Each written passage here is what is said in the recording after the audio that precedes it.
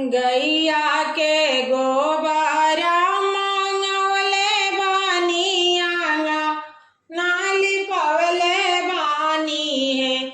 ए मैया खाली हाथे रउआ के बुलवले बानी आशा रा लगवले बानी है। ए मैया खाली हाथे रउआ के बुलवले बानी आशा रा लगवले बानी है।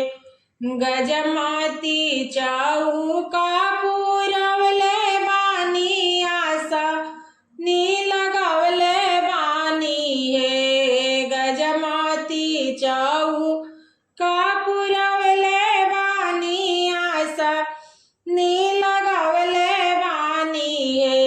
ए मैया खाली हाथे रउआ के बुलवले बानी आशा रा लगवले बानी है। ए मैया खाली हाथे रउआ के बुलवले बानी आशा रा लगवले बानी है। गंगा जी के जालावा मांगवले बानी रउआ के चढ़वले बानी है। गंगा जी के जालावा मांगवले बानी रउआ के चढ़वले बानी है। ए मैया खाली हाथे रउआ के बुलवले बानी आशा रा लगवले बानी है। ए मैया खाली हाथे रउआ के बुलवले बानी आशा रा लगवले बानी है। बगिया के फूलावा मांगवले बानी रउआ के चढ़वले बानी है। ओढ़ौल के हारावा मांगवले बानी रउआ के पहनवले बानी है।